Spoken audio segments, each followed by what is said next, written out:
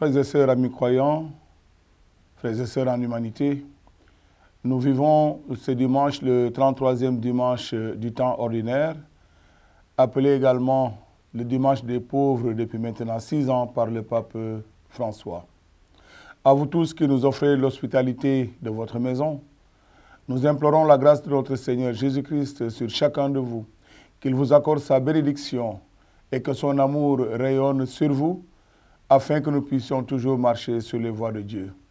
Que le Seigneur notre Dieu nous gratifie de sa bonté, pour que nous puissions nous mettre sur les routes des hommes, pour aller à la rencontre, à la visitation de nos frères et sœurs, particulièrement les plus pauvres. Que Dieu, de toute grâce et de toute bonté, nous bénisse et nous accorde un dimanche de paix.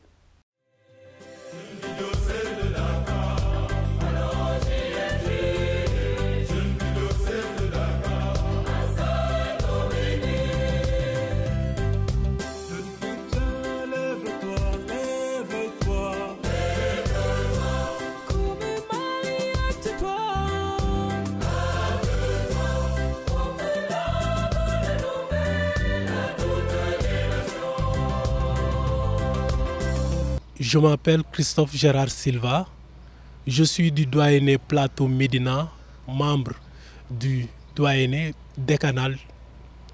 En même temps, je suis membre de la commission communication pour la 37e édition des JMJ qui se fera au niveau de Saint-Dominique. Comme vous l'avez sûrement noté, parce que la DDO a eu à informer les paroissiens qu'il y a eu un petit changement au niveau du lieu pour ce qui concerne la date du 20, le dimanche 20. À cet effet, comme nous le savons tous, au lieu de Iba Mar Diop, nous irons tous au niveau de Dakar Arena pour la messe solennelle ainsi que la suite du programme du dimanche. À cet effet, il faudra juste noter que c'est en raison de la sécurité qu'on a jugé bon d'aller au niveau de Dakar Arena.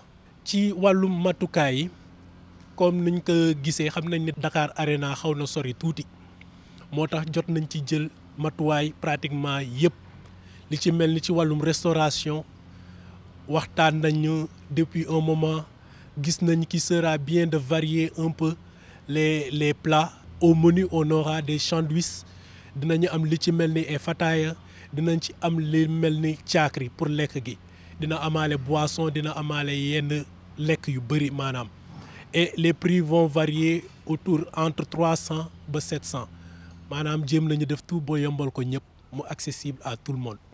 Par rapport au convoi bon paroisse bu nekk dañuy xaw a organiser wu mais dafa am accueil boo xamante ne moom la ñuy def le jour J le dimanche maanaam entre 7h jàpp 9h pour tous les pèlerins. Ainsi donc on va noter que l'accueil se fera entre autres par doyenné moo waral il faudrait que les responsables de doyenné ñu teel a rapproché wu auprès de accueil et protocole pour xam nu muy demee mais de toute façon avant même événement bi il y aura des affiches ak des indications yoo xamante ni dinañ ko gën a joxe mais leneen li ñu ci war a mën a noté waat moo nekk ñi di jógee côté Dakar maanaam waa doyenné Plateau Médina waa Niayes ak ñooñu pratiquement dañuy ñëw rek génn dugg dem au niveau du sphère ministérielle mais ñeneen ñi nga xamante ne côté Thiadiaye la ñuy jógee ki yooyu ñoom dañuy ñëw dem au niveau de Siskat côté yooyu noonu maanaam lañ leen di accueillir pratiquement seen oto yi noonu lañ leen di xaaree ñu dugg après il y aura des indications beaucoup plus pointues pour cela. Message bi mu leen di lancer defe naa dama koy tibb rek comme ni ñu ko waxee ci slogan bi jeune chrétien lève-toi comme Marie va en hâte porter l'évangile à toutes les nations. Defe naa slogan bi ku ko dégg bi nga xamante ne ci thème bi lañ ko tiré leer na ci bopp ñëpp moo nekk na jeunes yi jóg porter l'évangile à la nation à cette nation à toutes les nations yi nga xamante ne dañ ko soxla parce que gis nañu jafe-jafe wu àddina bi gis nañu li fi nekk fii Sénégal te am na yu bëri yoo xamante ne ñi ngi koy ñaawlu moo tax ñuy xaar pour que les jeunes ñu jóg vraiment annoncer la bonne nouvelle annoncer l'évangile par amour par des gestes de charité par des gestes de bonté. Je me nomme le Père Paul-Marie Mandika, directeur adjoint des œuvres de l'archidiocèse de Dakar, chargé en second de l'organisation des JMJ au niveau de l'archidiocèse de Dakar. Alors, si je dois revenir un tout petit peu sur l'historique des JMJ, il faut se dire que les JMJ, l'idée est venue du pape Jean-Paul II depuis les années 83. Et lors de l'année jubilaire, l'année de la Rédemption, où le Saint-Père, à l'ouverture, avait eu une idée formidable en demandant aux gens qui étaient là au Vatican de construire, de faire fabriquer une grande croix qu'il fallait déposer juste au niveau de l'autel majeur de la basilique Saint-Pierre. Et cette croix permettrait à tout pèlerin qui passait là, en entrant dans la basilique, de la voir, et puis en même temps de pouvoir reconnaître le sens de l'année jubilaire. Alors avec cette croix qu'ils ont dressée à la fin de l'année, le Saint-Père, en clôturant l'année jubilaire, avait décidé de donner cette croix aux jeunes du centre San Lorenzo de Rome. Et en leur remettant cette croix, il avait prononcé des paroles assez fortes en disant « Chers jeunes, je vous confie cette croix, signe de cette année jubilaire. Portez-la à l'humanité et pour que l'humanité découvre en elle le symbole du Christ qui nous a rachetés. » Et c'était des paroles très fortes. J'ai paraphrasé un tout petit peu pour dire comment le pape voyait déjà la chose venir. Et en 1984, il y avait une grande rencontre à Munich. Et ce fut le premier pèlerinage de cette croix que les jeunes ont transporté de Rome pour l'amener à Munich. Il y avait une rencontre au stade de Munich avec plus de 120 000 jeunes. Et le pape avait célébré cette Eucharistie. Après la fin de l'Eucharistie, la croix a fait le tour un tout petit peu de l'Europe jusqu'en Tchécoslovaquie où le pape avait demandé à ce que la croix aille jusque-là pour un tout petit peu briser ce rideau qui était là, qui séparait l'Europe, qui faisait le côté communiste et le côté un tout petit peu capitaliste. Alors, entre-temps, la croix a fait le tour en allant à Lourdes et beaucoup de pays et est revenue encore à Rome. En 1985, l'ONU décrète une année de la jeunesse. Et c'est à partir de ce moment, le pape a organisé une grande célébration à Rome, à la place de Saint-Pierre, où il y avait 300 000 jeunes. Et ces 300 000 jeunes, à partir de là, le pape a lancé un message fort allant dans le sens justement de perpétrer cette rencontre, et parce que la célébration là, a eu lieu le dimanche des Rameaux 1985 à Rome. Et à partir de 86-87, le pape a demandé à ce que chaque année, le dimanche des Rameaux, que cette célébration puisse avoir lieu le dimanche des Rameaux dans tous les diocèses du monde. Et à chaque 2 ou 3 ans, il y aurait une rencontre internationale sur justement internationale des jeunes avec le pape dans un pays choisi dans le monde entier, dans les différents continents du monde. C'est ainsi que l'historique et la tradition a continué jusqu'en 2021 où le pape Benoît XVI, après réflexion, a pensé que cette célébration pouvait revenir à la fête du Christ roi.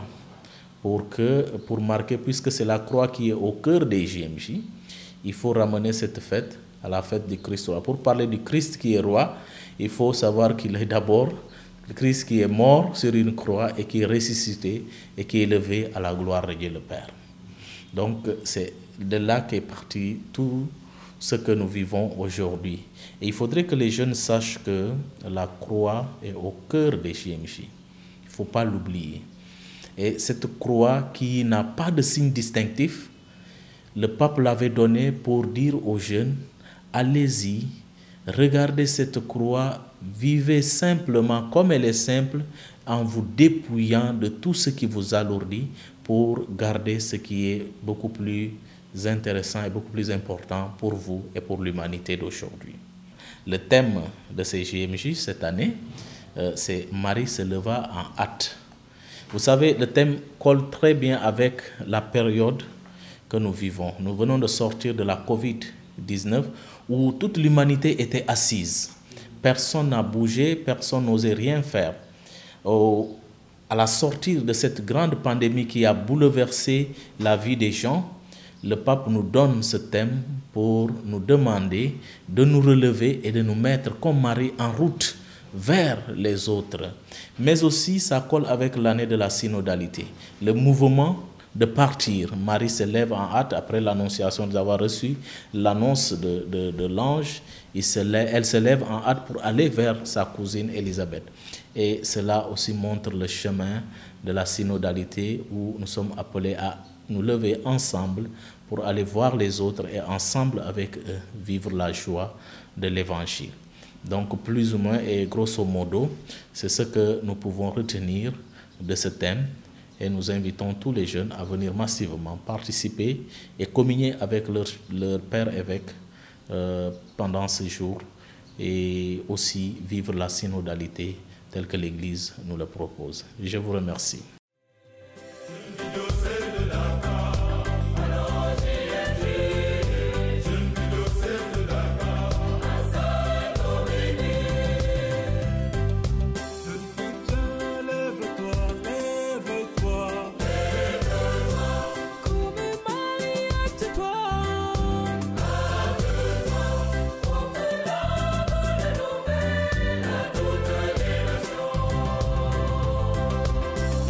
Fidèles téléspectateurs, bonjour. En prélude à la Journée mondiale des pauvres, dont nous célébrons la 6e édition cette année, nous avons l'honneur d'accueillir sur le plateau 2 membres de Caritas, un du doyenné Grand Dakar Yoff et un autre du doyenné Plateau Médina. Bonjour. Bonjour. Pouvez-vous nous présenter à nos téléspectateurs? Bonjour madame, merci pour l'occasion. Je me prénomme Prosper. Je m'appelle Prosper Nyankadia. Je suis le délégué paroissial de l'église Saint-Joseph de Dakar. Donc tout ce qui est Caritas, pour le moment, c'est à ma charge. Merci beaucoup et bienvenue. C'est Michael Angelo Diata. Je suis de la Caritas Saint-Paul de Grand Yoff, Caritas qu'on appelle Sainte Mère Teresa, qui est notre sainte patronne. Voilà, donc c'est une Caritas dirigée par Maurice Lopi qui m'a demandé de venir le représenter. Merci beaucoup et bienvenue sur le plateau. Donc sans plus tarder, pouvez-vous faire une brève présentation des Caritas de vos paroisses respectives? La Caritas Sainte Mère Teresa de Calcutta. Pourquoi ce nom? Pourquoi ce nom? Je dirais Teresa, Mère Teresa. Elle a été une personnalité, en tout cas, qui a été très influente dans la Caritas, de par ses œuvres, de par ses actions. Elle a décerné, en tout cas, toute sa vie à l'œuvre caritative. Donc, on s'est donné pour modèle de prendre cette dame-là, qui est vraiment une image marquante, une image forte de ce qui est l'amour du Christ. Et on s'est dit, pourquoi aller chercher loin si on a un modèle comme elle? Donc, on a voulu choisir Mère Teresa de Calcutta pour être notre repère, en fait. Voilà. Donc, une Caritas comme la nôtre est un peu marquée par la jeunesse. Habituellement, dans les paroisses, la Caritas est gérée par de grandes personnes. Chez nous, il y a certes les grandes personnes qui nous accompagnent, mais il y a surtout beaucoup de jeunes. Une Caritas, parce qu'on nous dit souvent que tout baptisé est membre de la Caritas. Chez nous, les membres de la Caritas, on a une centaine de membres qui se dévouent corps et âme pour l'œuvre caritative, parce qu'on nous dit que la Caritas n'est rien d'autre que l'amour du Christ. Voilà, donc nous, on essaie vraiment, pendant notre jeunesse, de donner notre temps à cette œuvre caritative. Et au sein de la paroisse Saint-Paul même de Grand Yoff, comment se déroulent les activités de la Caritas? Les activités de la Caritas, déjà, je dirais qu'on a 4 actions qu'on fait limite quotidiennement. Donc, il y a déjà la permanence Caritas tous les samedis à partir de 10 h à la paroisse. Moi-même, c'est un rayon sur lequel j'évolue le plus. Donc chaque samedi, à partir de 10 h, on reçoit beaucoup de gens qui viennent nous parler des difficultés qu'ils ont. Parfois, même si on n'a pas la possibilité d'aider, il y a cette écoute, ces conseils, cette oreille attentive qu'on peut prêter à la personne, et ça réconforte un peu ces gens qui viennent nous rencontrer. Donc ça, c'est tous les samedis qu'on le fait. Donc, et puis la distribution de kits ou d'aides si nécessaire. Donc l'autre action, je dirais, qu'on a un peu arrêté avec cette pandémie qui nous a un peu affecté, mais qu'on compte reprendre cette année.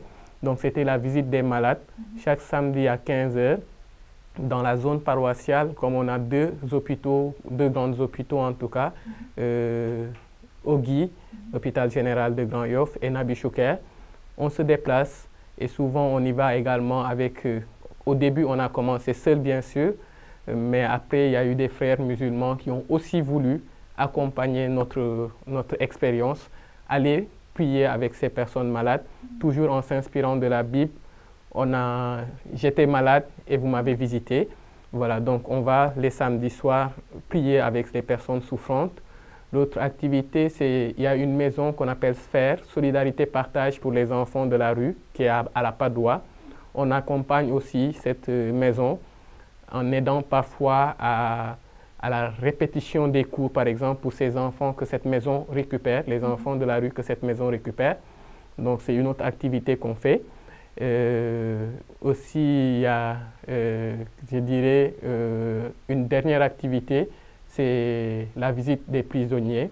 Donc on a aussi une maison d'arrêt qui est dans notre zone paroissiale, donc la Liberté 6, la maison d'arrêt pour hommes et pour femmes.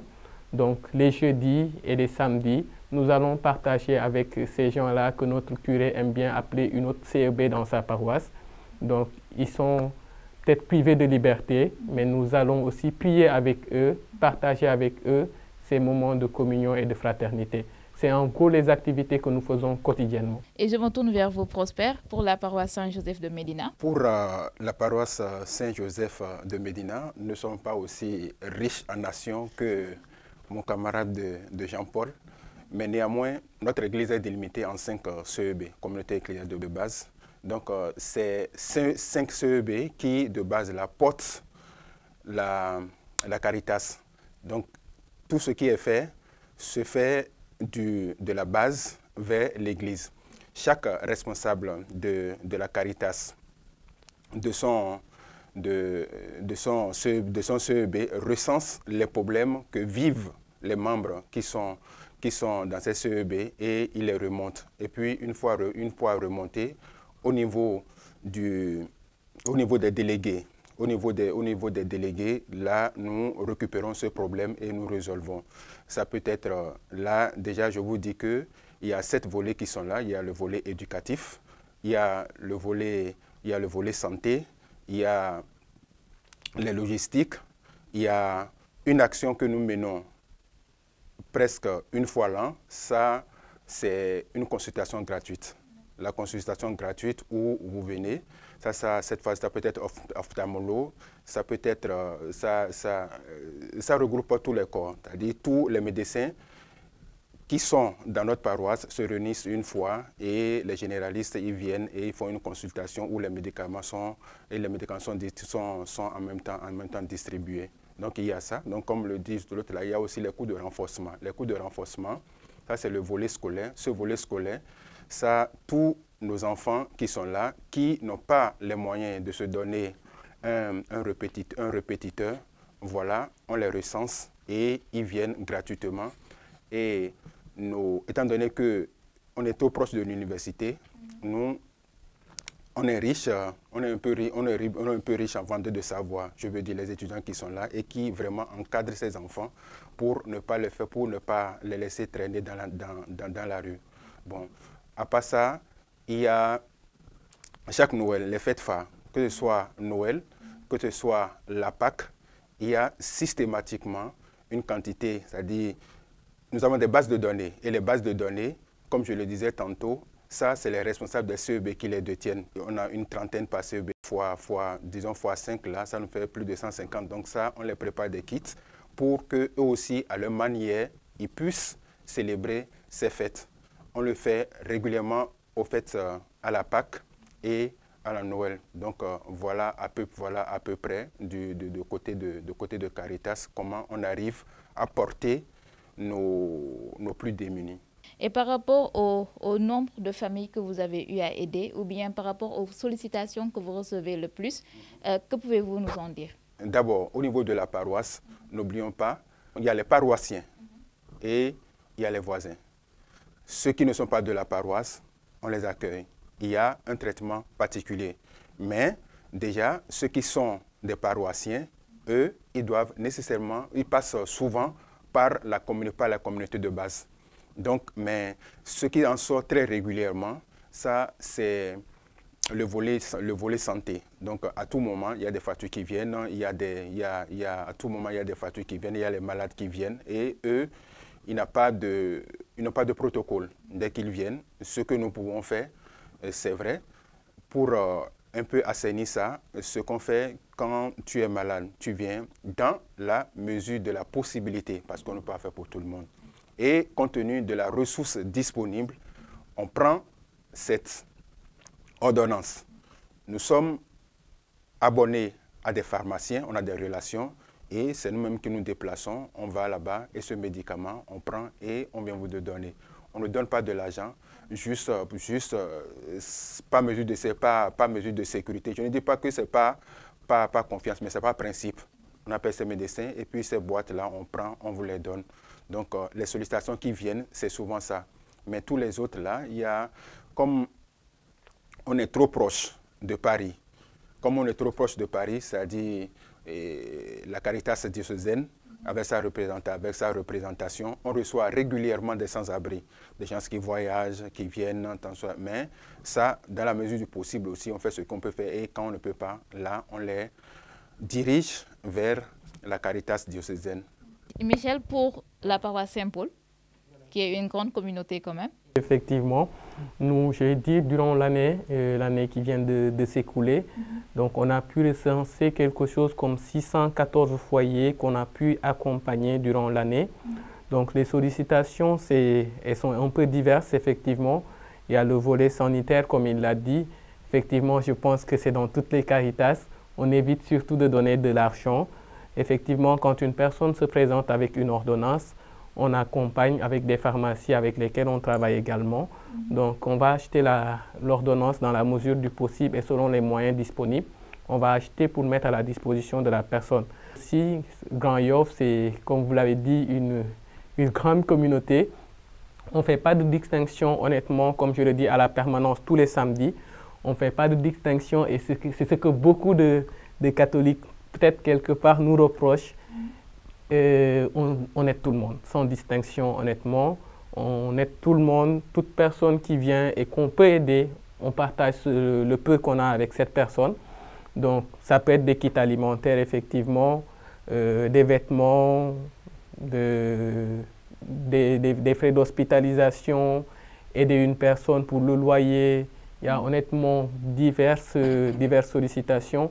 Et comme je le disais tout à l'heure avec la maison d'arrêt de la Liberté 6, par exemple, il arrive, par exemple, qu'une personne avec qui on a partagé des moments avec nos visites en prison, doivent sortir de la maison d'arrêt et qu'elle n'est pas résidente en fait du Sénégal. Et il faut accompagner cette personne, élaborer ses papiers, honnêtement, accompagner cette personne-là jusqu'à ce qu'elle puisse retourner chez elle. Voilà, c'est un peu ces diverses sollicitations qu'on peut avoir. Donc, et on essaie de faire tant bien que mal. Ça vous permet de venir à une question, d'en venir à une question. C'est à la provenance des fonds pour Caritas. Comment ça se passe? Est-ce que Caritas vit seulement des dons, des cotisations, des activités ou bien? Comme la Caritas de Saint-Paul, en tout cas, qui est une Caritas de jeunes, je peux vous permettre de le dire comme ça, où on a beaucoup de jeunes parmi nous. Donc, quand on est jeune, on a l'esprit assez ouvert. Donc, nous essayons de faire des activités comme la journée Caritas, par exemple, qu'on organise régulièrement chaque année. Voilà, c'est une journée où, honnêtement, les paroissiens maintenant à Grand Yoff, ils ont compris le concept Parce qu'il faut le dire, à Grand Yoff, on a l'habitude, pendant la période du carême, par exemple, pendant le temps de carême, on fait le tour de toutes les CEB et on présente le bilan de toute l'année, ce qui permet une transparence des fonds qui sont alloués à la Caritas, parce que, comme je le disais tout à l'heure, on a l'habitude de dire que tout baptisé est un membre de la Caritas. Donc ces gens-là qui contribuent pour l'œuvre de la Caritas, il est bien aussi qu'on puisse leur dire où est-ce qu'ils allouent les fonds qu'ils mettent à notre disposition. Donc il y a déjà les contributions de la paroisse, il y a les journées comme la journée Caritas, il y a une activité qu'à Grand Yoff on a l'habitude de faire. À la base, quand on a voulu faire cette activité pour les premières années, ce n'était pas pour rechercher des fonds. C'était la mini-kermesse pour les enfants de la rue, ces enfants qui n'ont pas ces moments de joie, qui ne peuvent pas se payer une kermesse parce qu'ils n'en ont pas les moyens. On a organisé cette kermesse et on s'est rendu compte que les contributions des uns et des autres pour permettre de donner ces moments de joie à ces enfants-là nous permettent de récupérer peut-être quelques revenus qui nous permettront derrière de pouvoir poursuivre nos œuvres. Derrière, il y a des lettres de soutien qu'on place de droite à gauche. Voilà, c'est un peu avec des ventes d'articles, donc comme je le disais, c'est la jeunesse. On vend des montres, des tasses, des t-shirts et voilà. Donc ce qui permet aux uns et aux autres d'acheter ces petits articles et nous, ça nous donne quelques revenus qui nous permettent après de pouvoir continuer notre œuvre. Est-ce que les fonds-là que vous recevez des bonnes volontés ou bien des différentes activités que vous organisez arrivent quand même à couvrir toutes ces demandes qui viennent au niveau des paroisses? C'est franchement très compliqué, j'avoue. Il arrive des moments où honnêtement, personnellement, je n'ai même pas envie parfois d'aller à la permanence parce que notre grenier est vide. Et quand le grenier est vide, honnêtement, se mettre là, voir une personne qui est vraiment dans le besoin, ne pas répondre à sa sollicitation, ça donne parfois des pincements de cœur. Donc, parfois, effectivement, il arrive que nos greniers soient vides et qu'on ne soit pas en mesure d'aider parce qu'honnêtement, c'est compliqué. Voilà, c'est compliqué. Prosper, pour la paroisse Saint-Joseph de Médina? Pour la paroisse Saint-Joseph de Médina, bon, je vais dire qu'avec toutes les Caritas, c'est presque les mêmes procédés. Mais particulièrement, nous, on a réfléchi, on se dit que ce n'est pas toujours que le donateur va donner. Voilà, donc pour ça, il faut poser des actions et des actions génératrices de revenus. Raison pour laquelle, je dirais, là je vais louer mon prédécesseur, M. Bello Eugène. Dès qu'on a fait une activité, qu'on a de revenus, qu'est-ce que nous on a fait? On a essayé d'acheter une cantine qu'on a modernisée et transformé ça en boutique.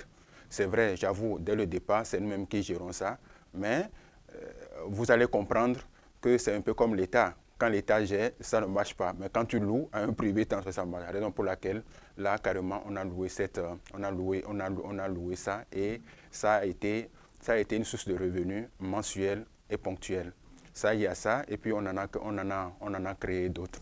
Ça, voilà quelque chose qui régulièrement au moins nous donne quelque chose. À côté de ça, nous avons, pendant toute la durée des carèmes, nous avons la tente de solidarité. La tente de solidarité, c'est quoi? Ça, on essaie de collaborer avec les moines. On va là-bas, tout ce qui est fruits, tout ce qui est sucre, on fait avec la société sucrière, tout ça là. Donc, on achète des pains de singe, on achète pas mal de choses qu'on vend pendant toute cette période. Donc, tout ce qui est additif comme bénéfice, voilà, ça, nous l'encaissons. Et c'est un peu comme la fourmi. C'est ça qui nous permet de maintenant supporter toute l'année qui vient. En dehors de ça, il y a aussi quelque chose que nous appelons la mamite. La mamite, ça c'est une grosse caisse, une grosse mamite qui est juste à l'entrée de la paroisse, bien habillée, et tout le monde est conscientisé que ça, c'est le regard de ton frère qui est malade. C'est-à-dire, voilà, quand tu passes là, tu vois que ça, c'est mon frère qui est malade, c'est son ventre vide. Donc, chaque fois quand on passe, c'est une pièce ou bien quelque chose, ou bien un billet, on glisse à l'intérieur. Donc, ça fait 3. Et quatrièmement, parallèlement au don, quatrièmement maintenant, qu'est-ce qu'on fait? Pendant les chemins de croix, tous les vendredis de carême, là, il y a cette quête-là qui est faite, il y a cette quête-là qui est faite, qui est uniquement concentrée, normalement uniquement concentrée pour la Caritas. Donc voilà, donc ces 4 sources-là rassemblées, ça nous permet un peu de subvenir surtout aux enfants non scolarisés qu'on prend en charge, parce qu'il y en a une 50aine. Voilà, c'est des familles démunies qui n'arrivent pas à avoir de bourse. Donc là, ça peut être une bourse complète, ça peut être une demi-bourse. Donc ça traverse, c'est dans ça qu'on couvre les frais de médicaments. Mais c'est vrai que tout cela, ça n'arrive pas.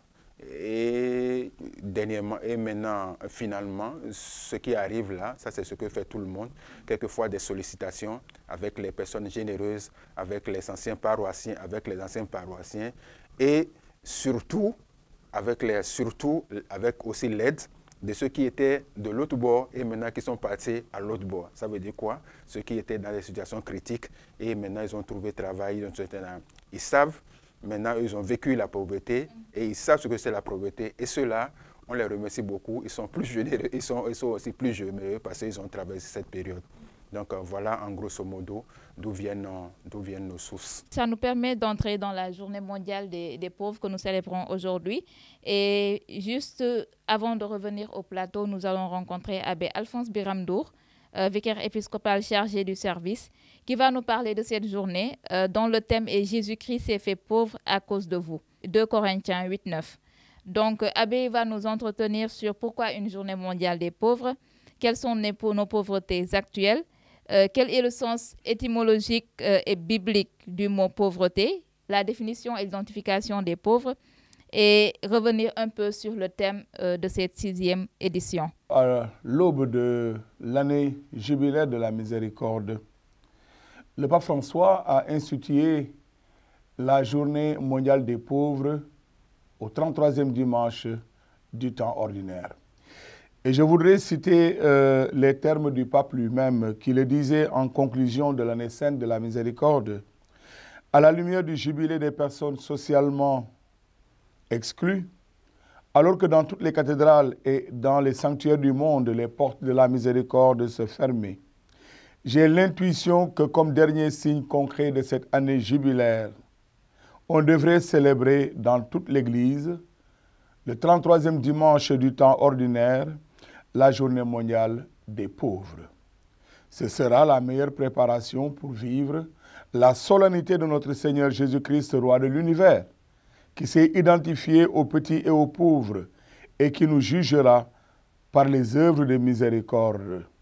Ce sera une journée qui aidera les communautés et chaque baptisé à réfléchir sur la manière dont la pauvreté est au cœur de l'Évangile et sur le fait que tant que Lazare gît à la porte de notre maison, il ne pourra y avoir de justice ni de paix sociale.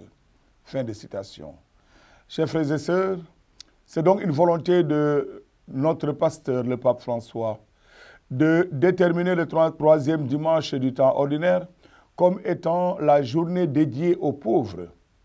Nous le savons bien, cette journée doit être marquée, telle que le Saint-Père nous l'indique, par des actions importantes que nous pourrions mener à l'endroit des pauvres, des plus petits.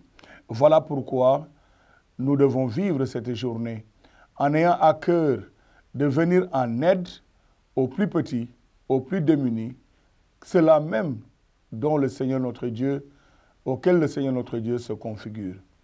Cette journée mondiale donc des pauvres a été voulue par l'Église, a été voulue par le Saint-Père pour porter et poser des actes concrets en faveur de l'éradication de la pauvreté et en faveur de la résilience. Il y a bien sûr des formes de pauvreté. Pauvre est celui qui a faim. Pauvre est celui qui est sans abri. Pauvre également est celui qui voudrait aller à l'école qui ne le peut pas. Celui qui voudrait voir le médecin et qui ne le peut pas. Pauvre est celui qui n'a pas de quoi se vêtir. Pauvre est également celui, tout simplement, qui a besoin de notre soutien et de notre assistance. Souvent, nous pensons que la pauvreté n'est seulement que manque de matériel, mais nous avons bien d'autres formes de pauvreté qui se dessinent aujourd'hui à la faveur des guerres, à la faveur des conflits, à la faveur du réchauffement climatique, à la faveur tout simplement des cataclysmes et de tout ce qui peut donc justement bouleverser la vie humaine. La précarité est quelque chose, j'allais dire, de facile à vivre quand nous savons, comme le dit l'adage en Wolof, qu'il est sûr et certain que nous ne sommes pas réveillés en ayant beaucoup et comme nous ne sommes pas réveillés en étant pauvres également. Cela veut dire tout simplement que nous pouvons de pauvres devenir riches et de riches devenir pauvres tout simplement. Et quand nous pensons justement à cette maxime qui nous permet de nous réveiller et de nous secouer, nous ne pouvons pas ne pas être solidaires de ceux-là qui sont les plus démunis, les plus faibles et qui ont besoin, n'est-ce pas, d'être soutenus, d'être secourus. In fine, la pauvreté, c'est tout simplement celui qui est en manque de tout. Celui qui est loin de tout et qui a besoin d'être aidé pour pouvoir vivre décemment. Oui, le mot pauvre vient du latin pauper. Et d'ailleurs, vous entendrez parler de paupérisé, qui veut dire tout simplement affamé, assoiffé, etc. Tout un corollaire de manque, comme je le disais tantôt.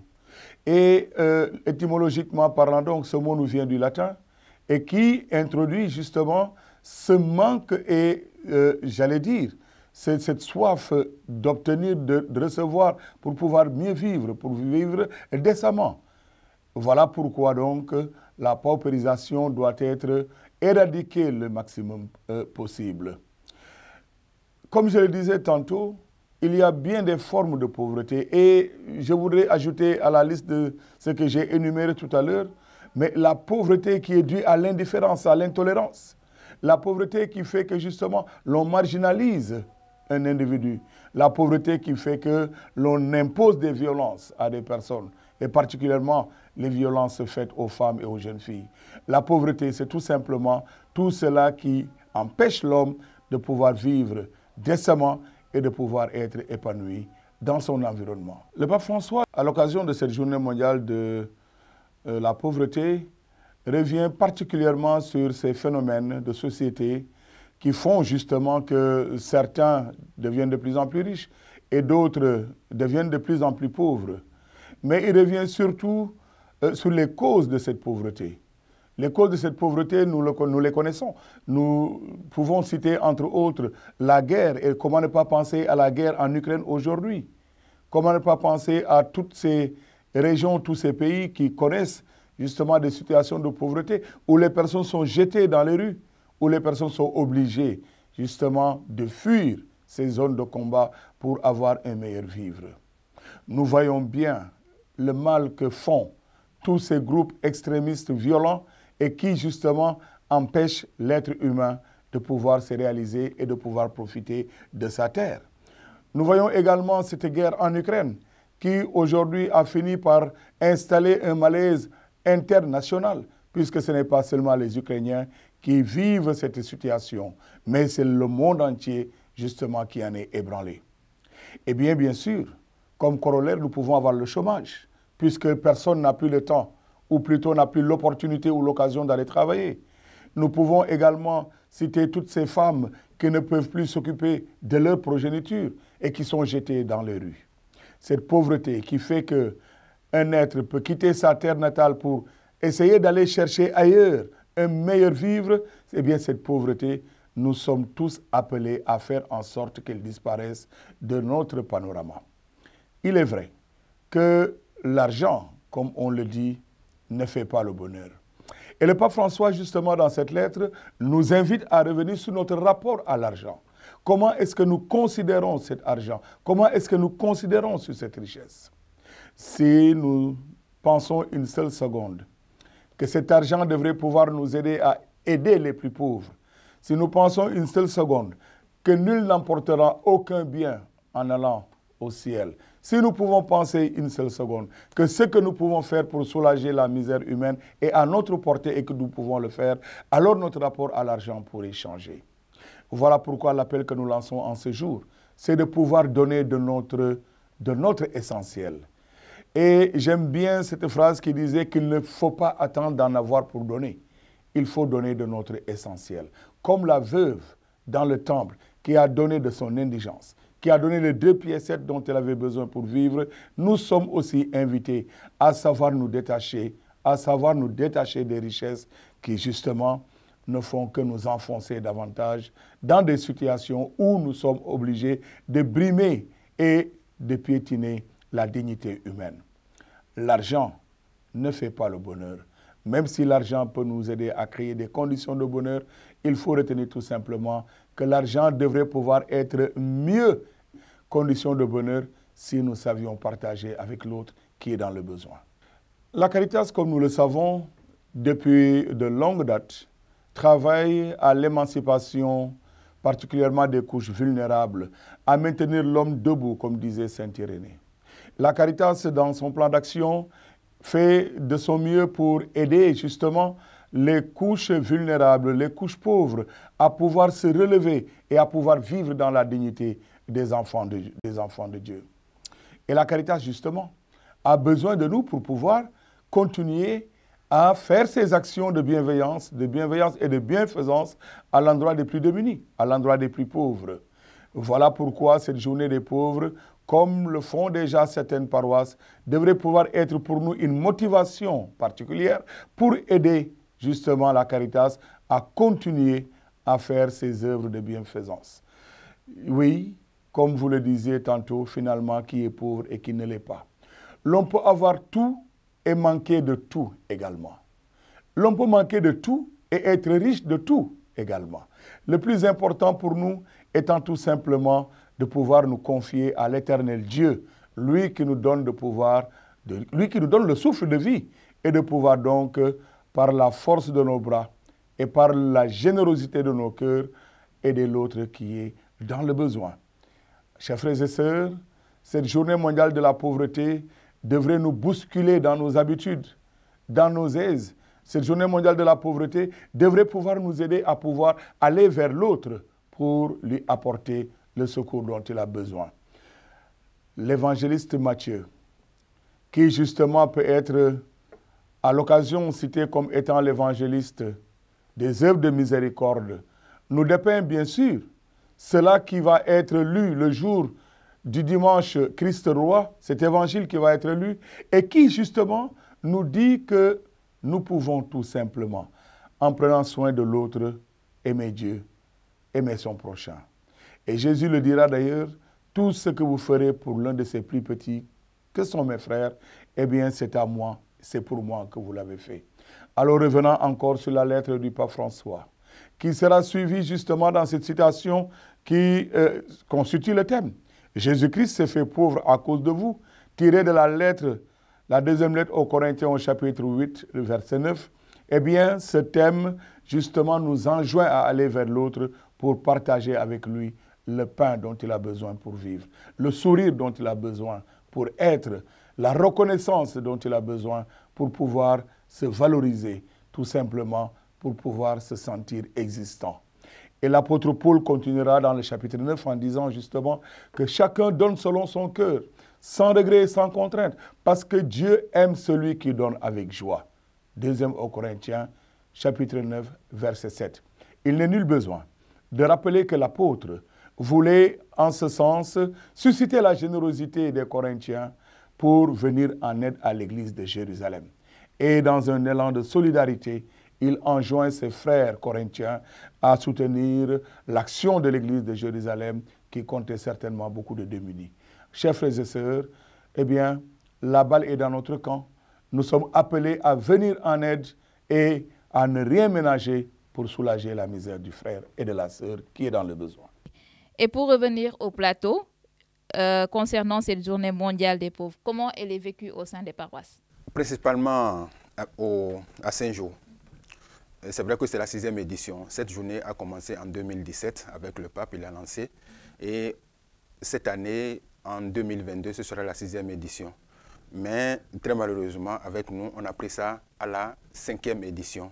Donc ça, c'est notre deuxième édition pour vraiment marquer cette journée. Sinon que les autres, là, c'était seulement des messes qu'on disait et on sortait, on priait, puis ça part. Mais depuis l'année dernière, on a décidé d'accompagner ça, de marquer et vraiment d'accompagner les plus démunis, parce que les plus démunis, ceux qui ont moins de moyens, pour qu'ils se sentent que vraiment tout le monde est ensemble.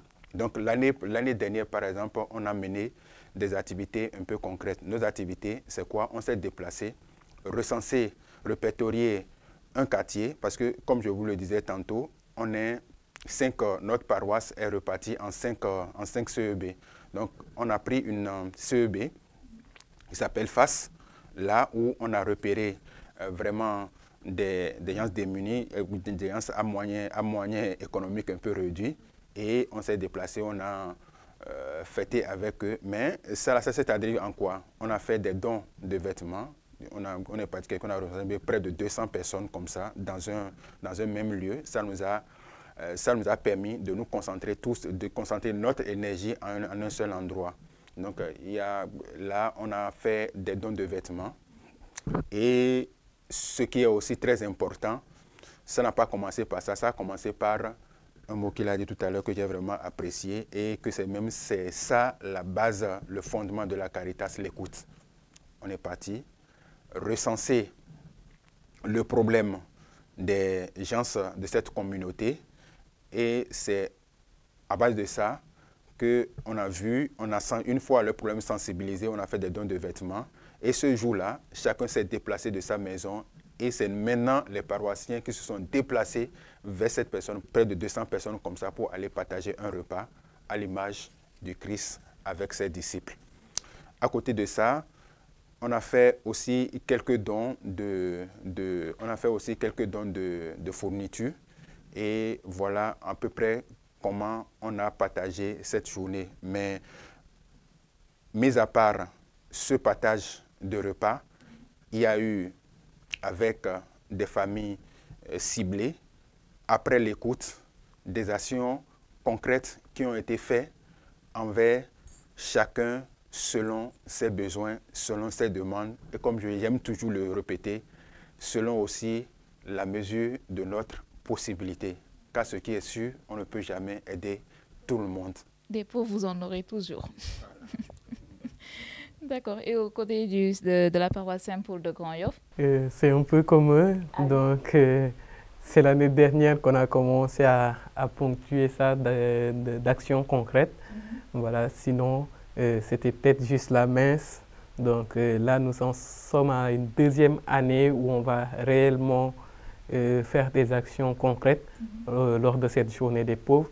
Donc l'année dernière, c'était la première expérience pour nous. Donc ce qu'on a essayé de faire et qu'on essaie de répéter cette année, mais avec, disons, un peu plus d'expérience, puisqu'on l'a déjà effectué l'année dernière. Donc on avait confectionné des petites cartes qu'on a distribuées aux paroissiens à la sortie des messes. Donc sur la carte, le paroissien il pouvait trouver une denrée, du riz, du sucre, du lait, des boîtes de conserve, des pâtes, en tout cas une denrée. Et il appartenait à ce paroissien de déposer, durant la journée des pauvres, de déposer cette denrée. Parfois même, il y en a d'autres qui déposent bien plus, ou même d'autres qui font des contributions financières. Voilà. Donc, nous, pendant la journée, c'est ce qu'on va faire ce dimanche des pauvres. Donc, après la messe, les délégués de la Caritas rassemblent tout ça et puis on confectionne des kits. Au préalable, il y a déjà un recensement et des personnes ciblées parce qu'effectivement, un peu le même système qui est utilisé dans toutes les Caritas. Dans chaque CEB, il y a des délégués qui sont régulièrement en contact avec ces gens que nous suivons dans les 615 foyers dont j'ai parlé, 614 foyers plutôt dont j'ai parlé. Il y a des gens qui sont vraiment dans le besoin.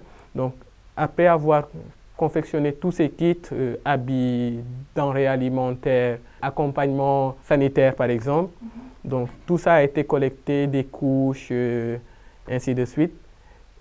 On a attendu la soirée, à la tombée de la nuit, et discrètement, les délégués de la Caritas se sont déplacés dans les différents CEB pour aller justement rencontrer ces personnes qui sont dans le besoin pour distribuer les denrées que les paroissiens ont pu collecter.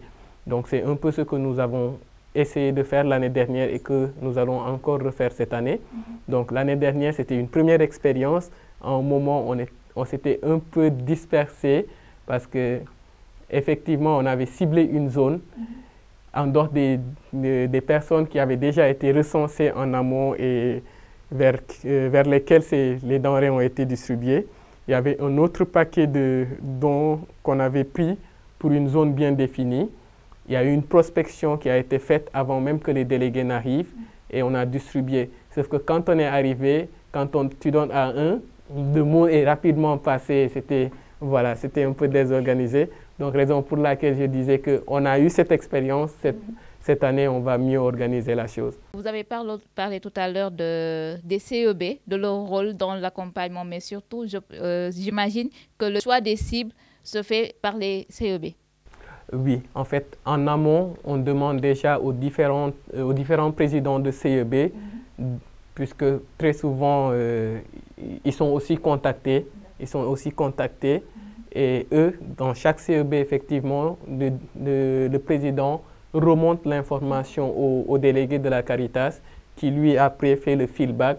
Et après, c'est ce délégué-là lui-même qui prend le nécessaire pour aller donner ça à qui de droit. J'imagine que c'est pareil par rapport au choix des cibles. Presque. Parce que, comme il le dit, l'Église, il y a sa source.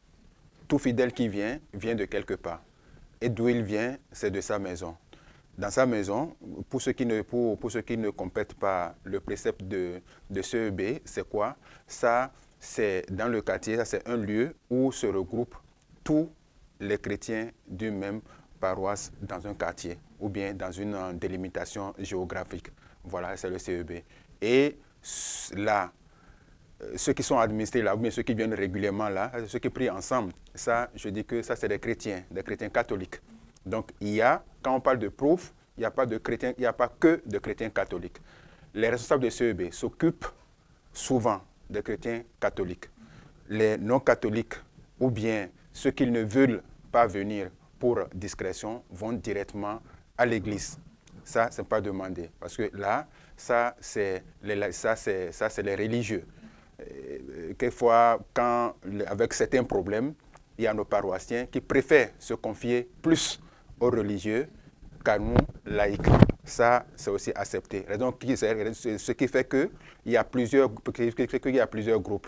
Et le premier groupe, ce que généralement les CEB remontent là, ça c'est les chrétiens vivant dans les quartiers. Maintenant, il y a aussi le curé, le premier administrateur de la paroisse, qui a souvent sa base de données, sa liste qui est là. Donc lui, avec cette liste, avec la liste des CEB, et maintenant ceux qui viennent partout en dessous de là, ça forme une grande liste. Et en ce moment de distribution, c'est tout le monde qui est concerné. Ce n'est pas que les chrétiens catholiques, ce n'est pas que les chrétiens en général, mais ça là, c'est toute religion confondue. Déjà, principalement pour cause, principalement nous, on va, il y a moins, c'est le tiers même qui est chrétien catholique, mais quand même, quand c'est le concept pauvre, là, on va là-bas, il n'y a pas de distinction, ça c'est tout le monde. Et là, vous êtes, pour les deux paroisses, les deux Caritas, vous en êtes à votre deuxième édition pour la Journée mondiale des pauvres. Et j'imagine que ce serait trop pour vous demander un bilan de ces deux journées, vu que c'est une journée et celle d'aujourd'hui que nous fêtons actuellement. Si on devait parler des activités, les activités annuelles de la Caritas, de vos Caritas respectives, ce serait quoi? Pour Saint-Paul, déjà, il y a cette première activité, la journée des pauvres. Voilà. Donc, en dehors des activités récurrentes, quotidiennes, hebdomadaires, voilà. Donc, il y a cette journée des pauvres, il y a la journée Caritas qui arrive. Donc, généralement, à Saint-Paul, on la fête le premier week-end du temps de carême. Voilà, juste avant le second week-end où c'est tout le diocèse qui se réunit. Voilà. Donc, cette journée Caritas, c'est, je vais dire, principalement notre première source de revenus à Grand Yoff. Voilà. Donc, en dehors de la journée Caritas, il y a des formations que nous organisons chaque année parce que chaque année, nous avons de nouveaux délégués qui arrivent. Donc, et il est bien de chaque fois revenir sur la fonction ou le rôle du délégué de la Caritas. C'est quoi la Caritas? Il est toujours bien d'aller apprendre avant de pouvoir mieux exercer cette fonction-là. Voilà. Donc, une autre activité que nous faisons chaque année, c'est la mini-kermesse pour les enfants défavorisés, qui est devenue maintenant une tradition chez nous. Donc, moment de joie, de communion et de partage avec les enfants. Donc, en gros, c'est les activités que nous faisons chaque année. Parce que chaque année, pendant la journée Caritas que nous fêtons en paroisse, nous avons pour habitude d'inviter d'autres Caritas. L'année dernière, on a eu la chance d'avoir la Caritas de Saint-Antoine de Padoue, de la cathédrale de Ziguinchor. Il y a 2 ans, si je ne me trompe pas, c'était la Caritas gambienne. Et cette année, c'est la Caritas de la Gambie qui nous a invités à aller nous rendre également chez eux. Et c'est aussi de voir qu'est-ce qu'eux ils font. Parce que pendant cette invitation, nous avons eu aussi la chance d'avoir Secours France, voilà, qui était la Caritas française. Pendant ces moments où nous invitons d'autres Caritas à venir nous rejoindre, on essaie également de faire le parcours de toutes nos actions avec ces gens-là, histoire de leur montrer dans quel domaine, dans quel secteur d'activité nous sommes en fait. Donc ce sera aussi pour nous l'occasion d'aller découvrir qu'est-ce qui se fait ailleurs. Et pour la paroisse Saint-Joseph de Médina, Prosper? Comme le disait mon ami de Grand Yoff, les activités sont similaires. Ce n'est pas des activités créées. Là, c'est la déontologie. Il y a la Caritas qui est là, il y a les règles, il y a la déontologie. Et ces activités sont les mêmes selon qu'il s'agit d'une Caritas à une autre. Maintenant, c'est seulement la manière de les mener qui sont un peu différentes. Donc, il y a la journée de Caritas que nous avons comme activité. Et pour vraiment venir en aide, il y a le volet santé. Ça nous préoccupe beaucoup parce qu'on voit qu'on en reçoit beaucoup. Donc, dans cette journée, souvent, on se dit que voilà, ça c'est le rendez-vous pour tous ceux qui traînent, pour tous ceux qui ont des maladies et qui ont la peur d'aller consulter un médecin juste à cause d'ordonnances ou bien quelquefois à cause du ticket d'entrée. Donc là, on recoupe tout ça là et nos braves médecins, ils se réunissent, ils viennent en aide à ces paroissiens en difficulté. Donc c'est à peu près ça. Tout à l'heure même, j'ai oublié une activité qu'on a l'habitude d'organiser chaque année, qui pour moi peut-être est très importante. D'ailleurs, moi, c'est l'activité une des activités que j'aime le plus, c'est Noël ou Pâques en prison. Chaque année, c'est une activité que nous faisons. Donc, il y a habituellement, après Noël ou après Pâques, un week-end qui est choisi où nous allons également passer toute une journée avec les pensionnaires des maisons d'arrêt, hommes comme femmes.